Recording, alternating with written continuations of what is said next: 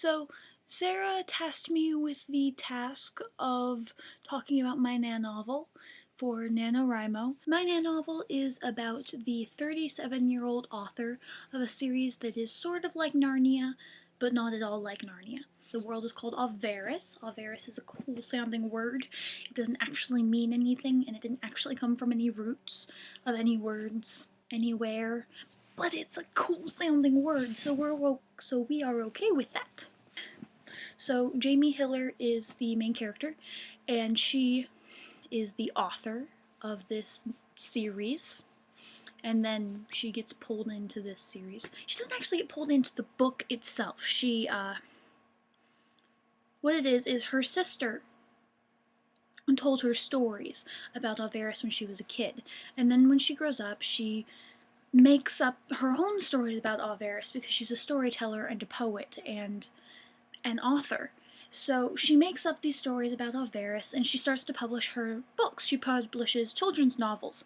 And so she's like the C.S. Lewis of her time, with these stories about kids and young adults who go into Averis and do great deeds and come home. But the thing is that she gets pulled into Averis herself, and Averis isn't really like that. There's a bunch of racism between the different species, and it's a little bit darker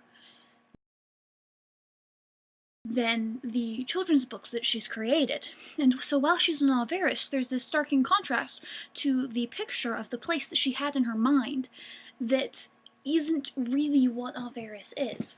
And so she's having to sift through, and there are times where there are actual people mentioned who her sister told her about and who she then created as characters in her novels, who she misrepresents them when she's writing about them. So while she's in this world, she's having to distinguish between the line between reality and fiction. And the line between reality and fiction has gotten very, very narrow. So that's her own personal conflict. So she gets pulled into this world, and while she's in Averis, she has to A, find a way home, and B, figure out how to live while she's here. Because it turns out there isn't an overarching plan. There isn't a reason for her to be there. There isn't a mystical lion named Aslan who wants her to learn and grow as a person before porting her home. Averis is just a place where people stumble in sometimes, and sometimes they don't stumble back out. So, yeah. Another thing is the Averis magic system.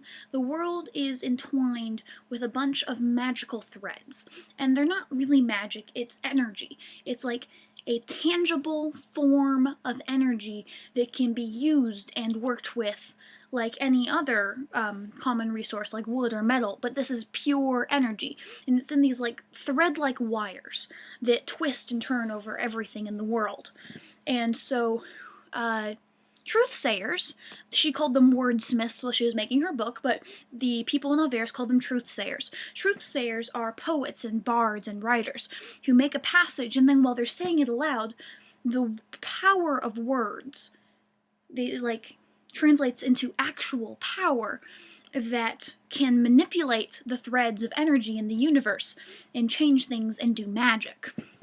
And so that's the magic system in Averis. So, Jamie is a magician, but she's really a truth-sayer while she gets there because it's the only thing she knows how to do. Lucky for her, authoring actually translates into a really useful skill in Averis. Another cool thing in Averis are the gingers. This started as me just making a joke to Taylor going, "Oh, I'm gonna make gingers a separate species in my book." And then I was like, oh my god, that's a good idea. So I did. I made gingers a separate species in my book, and I'm really happy about it. The gingers are obviously this bright red, carroty hair, green, shockingly green eyes, and pale skin with lots of freckles. But that's not just it. They're also agender and asexual, and they reproduce through budding, which means they have no sexual organs.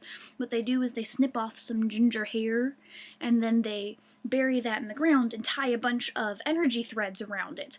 And then it pulls, this piece of them pulls in energy from the universe around them to grow and become a living, breathing person. And those are gingers. Gingers are really, really magical. They're very in tuned to the elemental magical forces in the universe. Another thing is that threads tend to be very dense and very alive in areas of nature. And so the gingers live in a place called the Novan Forest. Nova, like the star Nova, Noven. There we go. I actually thought that one out for about 30 seconds. So the gingers are these elementals. And so Jamie meets a ginger by the name of Cypher. And that's actually a name I thought about a lot too. I'm really happy about that one. So Ginger and Cypher, spelled Ciphor. So Ginger and Cypher have to find out what they're going to do with their lives, because Jamie wants to go home, and then she realizes maybe she doesn't want to go home. Maybe Averis is where she wants to live. Whereas Cypher wants to get out of the forest. He wants to be someplace else. He wants to adventure and experience life that isn't in this little bubble that the Ginger family unit has created. He wants to experience life for everything that it is.